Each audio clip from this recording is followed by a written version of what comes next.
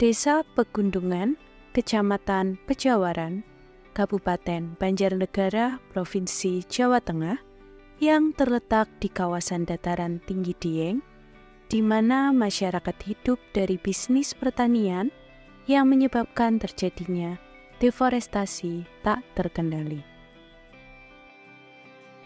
Ancaman bencana tanah longsor, pendangkalan waduk, dan berkurangnya cadangan air tanah menjadi persoalan yang perlu mendapat perhatian, mengingat potensi unggulan wilayah ini sebagai sumber energi terbarukan dengan pembangkit listrik tenaga air dan tenaga panas bumi.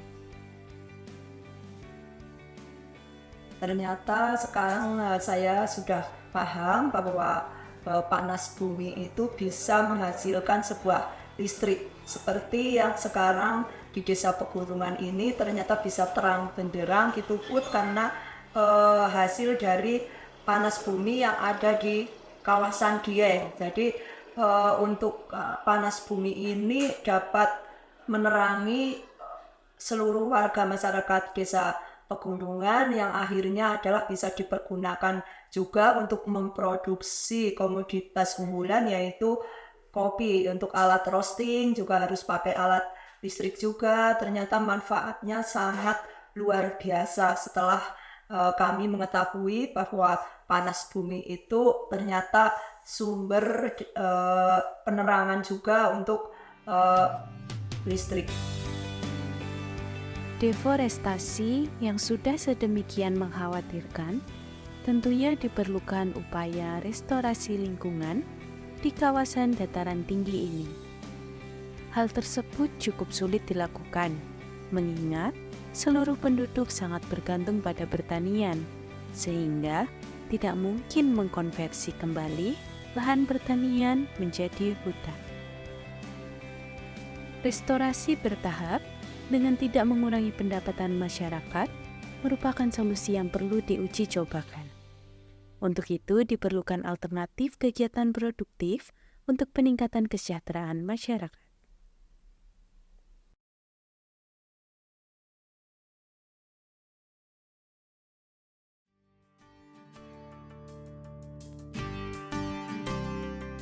Universitas Gadjah Mada melalui Center of Excellence Sustainable Environment bekerja sama dengan Badan Pengelola Dana Lingkungan Hidup dalam mendukung pemerintah Indonesia melaksanakan pemberdayaan ekonomi untuk masyarakat adat dan kelompok masyarakat yang tinggal di kawasan sekitar hutan.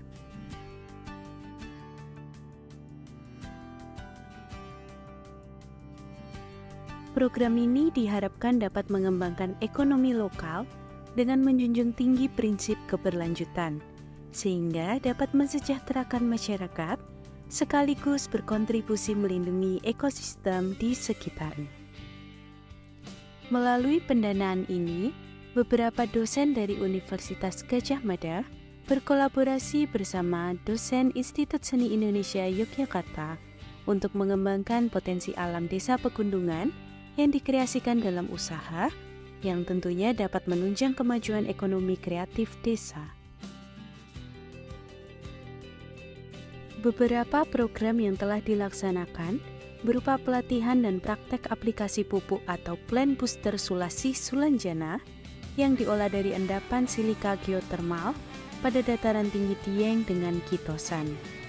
Pupuk Sulasi Sulanjana merupakan produk unggulan dari Universitas Gadjah Mada yang terinspirasi dari kisah legenda lokal di kawasan dataran tinggi Dieng.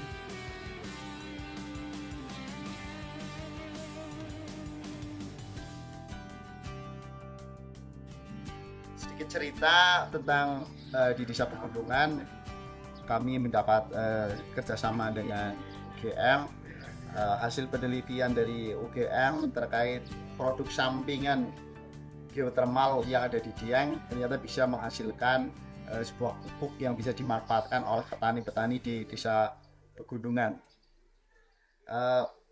Harapan saya sebagai sekretaris di Desa Pegundungan berharap bahwa produk yang dihasilkan dari produk sampingan dari panas bumi atau geotermal di Dieng dapat meningkatkan produktivitas pertanian di desa pegunungan sehingga bisa mensejahterakan secara ekonomi warga masyarakat di desa pegunungan yang pada umumnya adalah seorang petani sayur.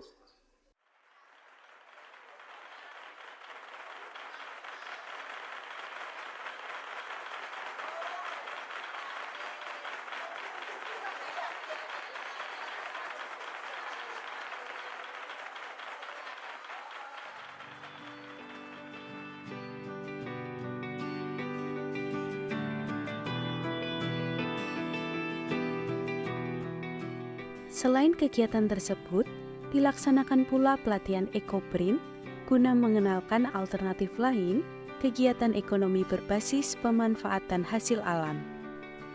Khususnya, dedaunan yang banyak dijumpai di desa Pegundungan, seperti daun indigo, daun kentang, juga aneka daun lainnya.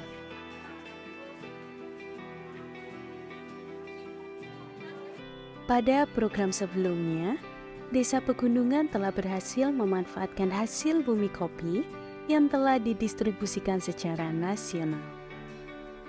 Buat para teman-teman anak-anak muda yang suka wisata, Desa Pegunungan ini masuk dalam kawasan dataran tinggi Dieng.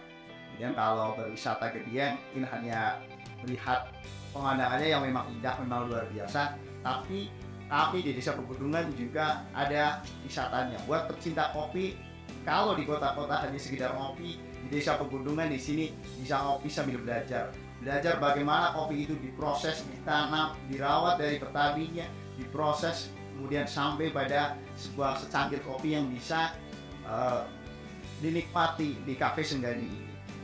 Sehingga ada hal-hal yang bisa dipelajari bukan hanya sekedar foto dan sekedar ngopi.